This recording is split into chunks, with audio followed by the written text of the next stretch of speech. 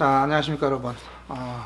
이제 지난 시간에 그 기회지만 위기다라고 했더니 잘 이해를 못하시는 분들이 계셔서 보충 설명을 조금 드리고자 합니다. 자, 양주 신도시만 3기 신도시와 경쟁 관계는 아니고, 이제 3기 신도시가 기업 유치를 위해 내세운 각종 혜택들을 고려해 볼 적에 이제 양주 테크노밸리, 이 테크노밸리도 3기 신도시와 경쟁을 할 수밖에 없는 직접 경쟁자의 관계입니다. 양주 테크노밸리는 이제 1단계가 18년 하반기 공사를 시작해서 17만 제곱미터를 21년까지 이제 공사를 완료하고, 2단계는 21년부터 공사해서 25년 3월에 이제 준공할 예정인데요. 수도권 3기 신도시를 21년부터 25년까지 공급한다고 했으니까 일정이 이제 정확하게 겹치게 되는 거죠. 즉 양주 신도시 옥정 지구만이 아니라 테크노밸리도 강력한 경쟁자가 생긴 셈이죠. 회천지구가 내년부터 1단계 사업에 돌입하게 될 텐데, 회천지구도 역시 3기 신도시와 직접 경쟁 관계입니다. 양주시의 그런 모든 개발 일정과 3기 신도시 개발 일정이 거의 대부분이 겹치게 돼서 양주의 모든 개발지구와 3기는 경쟁 관계가 될 수밖에 없습니다.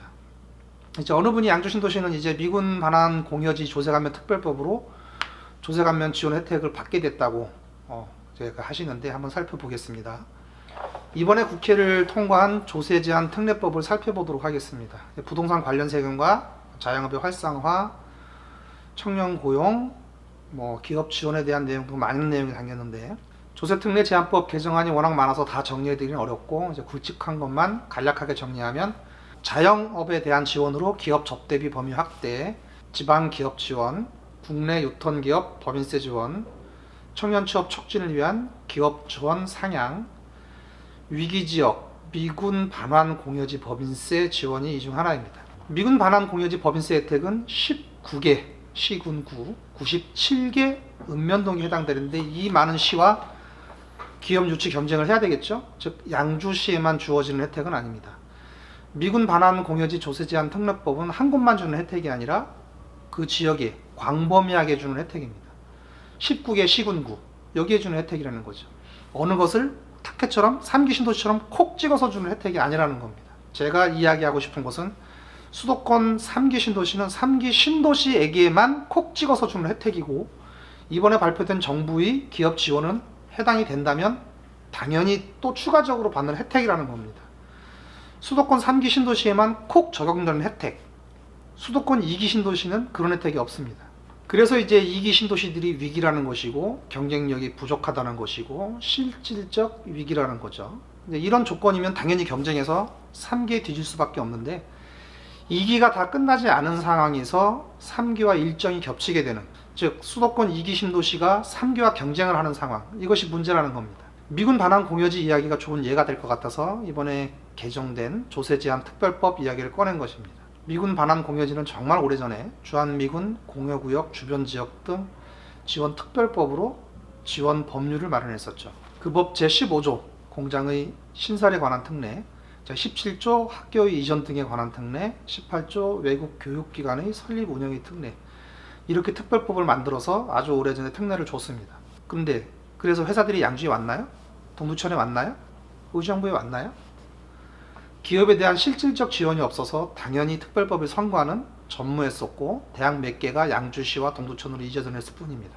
정성호 의원 이하 해당 지역 국회의원들이 함께 법인세 감면을 주장하고 통과시킨 이유이기도 합니다.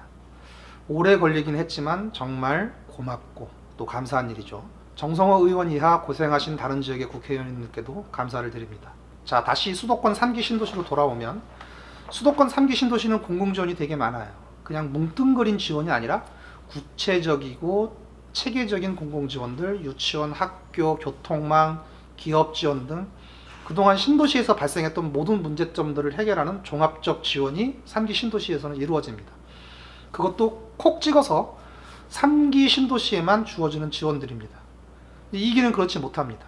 자, 그럼 이제 문제는 알았고, 양주 신도시뿐 아니라 양주 테크노밸리 등 양주시 모든 개발 사업이 이제 강력한 경쟁자들과 경쟁을 해야 되는데, 정작 양주 시민인 우리는 이러한 문제의식이 없다는 것이 이제 진정한 문제라는 겁니다.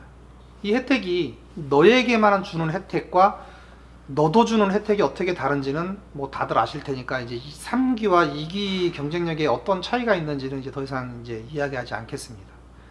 제가 하고 싶은 이야기는 이제 문제를 알았으니 이제 우리가 함께 논의해야 한다는 것입니다.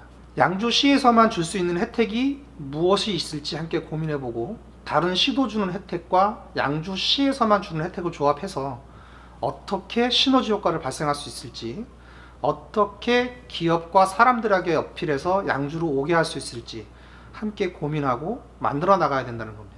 신도시를 지정하고 테크노밸리만 지정한다고 기업과 사람이 저절로 들어오지는 않습니다. 경쟁 도시들과 치열한 경쟁을 통해서 기업과 사람을 양주 신도시와 테크노밸리로 유치해야 하는 것입니다. 양주 시민과 양주시 국회의원이 함께 고민하고 해결해야 됩니다.